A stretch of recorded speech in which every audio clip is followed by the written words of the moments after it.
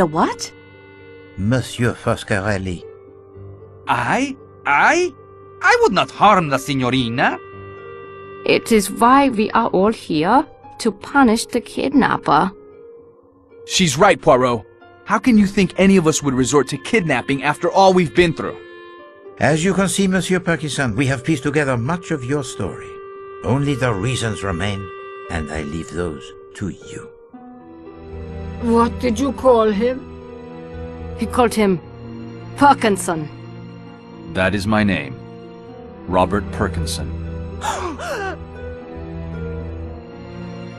Silence! At once! You will obey me in this and listen to what Monsieur Parkinson has to say. You owe to Poirot that, I think. Please understand. I know how you must hate me. It was my dear wife Isabella, the unidentified woman the papers mentioned, who pleaded with Paul and me as the police closed in to let her take Daisy away. She was sick with grief. Take Daisy away? Cassetti killed the wrong little girl. He crept up while Teresa was alone outside and shot her in cold blood. He was gone again before we knew what had happened. We'd refused his orders to kill Daisy, you see, so he took matters into his own hands and killed my little girl by mistake. If any group of people could know exactly how my wife felt, you are here before me. And we were afraid.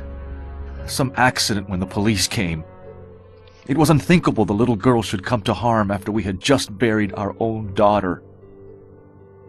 Some time after I escaped, after Paul had died in the electric chair, and Isabella had identified some John Doe found floating in the harbor as me, I joined Isabella and Daisy in France, where they now lived as mother and daughter.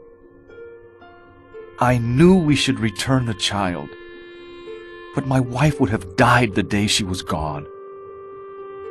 The child now answered to the name of our little girl, Teresa, and called my wife Mama. You understood the meaning of the photograph, Mr. Poirot? Your family. You, your wife, and your little girl. And once I realized that, I knew that you could not be Pierre Michel. I then began to consider who you must be. Only one figure could not be accounted for with certainty. Robert Parkinson.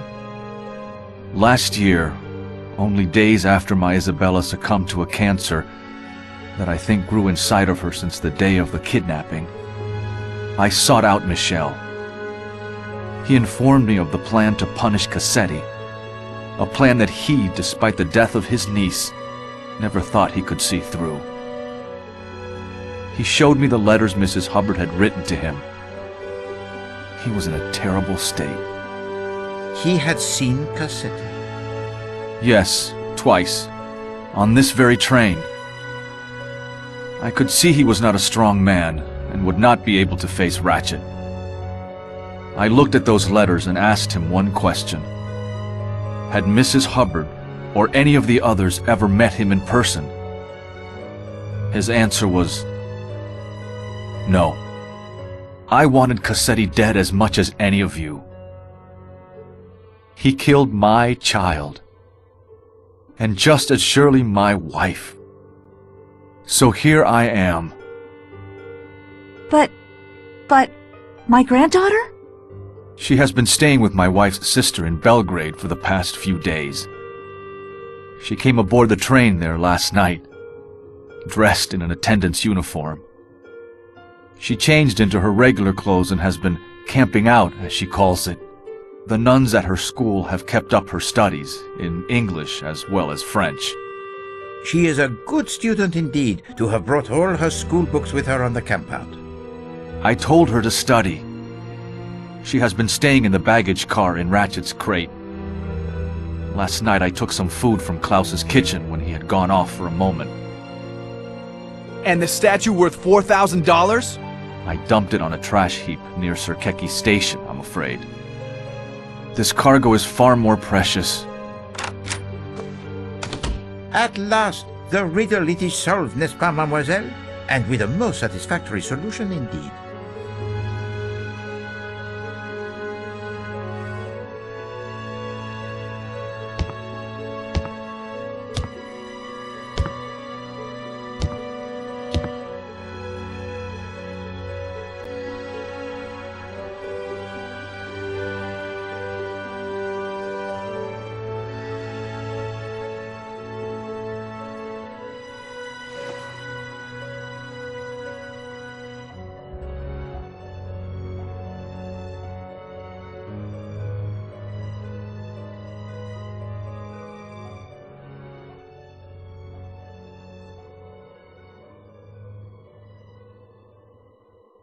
Mademoiselle Marceau, while they enjoy this brief moment before you render your final decision, let us, you and I, see whether you are up to the challenge that Poirot presented to you when our investigation began.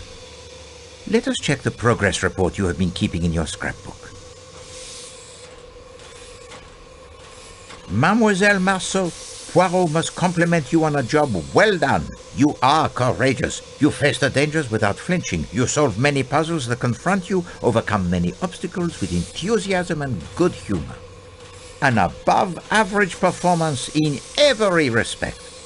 Hopefully, with the knowledge you now have of my methods, you might do even better should you ever find yourself faced with another mystery to solve.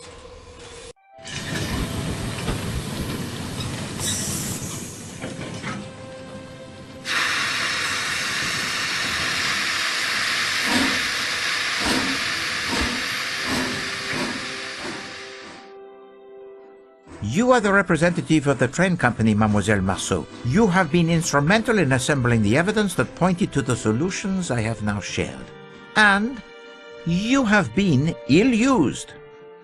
I am truly sorry, mademoiselle. I left you all of your belongings in that box except the one I needed back, the key to the security room. You now know why. My precious cargo had to eat. You have proven to be most ingenious. Twice you almost discovered my secret passenger. I left the parasol for you to discover. I had no doubt you would free yourself. If not, I would have found an anonymous way to inform someone of your whereabouts. I understand why you did it. As Monsieur Parkinson so rightly observes, you have proven your grey cells to be almost equal to those of Hercule Poirot. So, what do you say, Mademoiselle Marceau? Which solution shall we present to the Yugoslavian police in broad?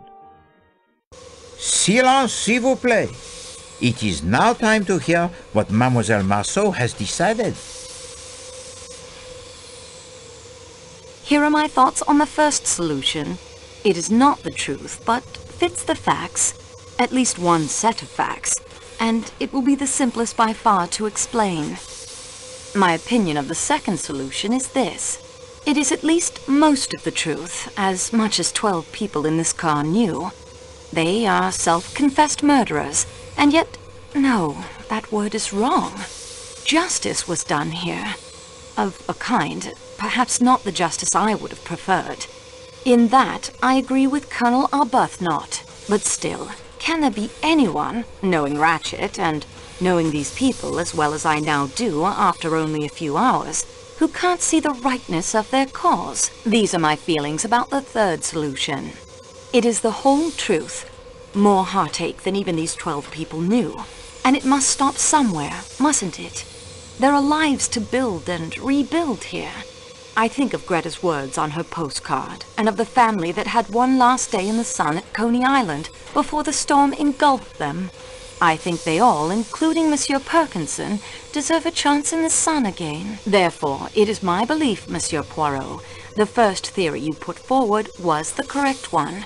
An unknown enemy of Monsieur Ratchet, whom the murdered man feared, sneaked aboard the train disguised as an attendant and is responsible for the murder. Unfortunately, he is still at large, or lies frozen in a snowbank somewhere awaiting the spring thaw. I suggest that is the solution we offer to the Yugoslavian police when we arrive in Broad. Dr. Constantine? Even if I did not owe you and Mademoiselle Marceau so much, I have learned to leave such matters to those best qualified to decide. I, of course, accept Mademoiselle Marceau's decision. Exactly. Yeah, that's my view. What did I tell you? Yes, thank you. Monsieur Poirot, your ankle. It feels much better. And Poirot? He has been cooped up in his room far too long. He has the need of some fresh air.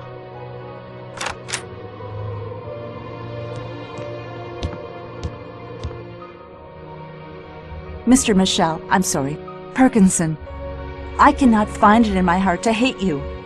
All I find there is forgiveness and thankfulness for giving us back something we thought we'd lost forever. In fact, it seems you are now one of the family. Thank you. Daisy, child, my dear, I am your grandmother.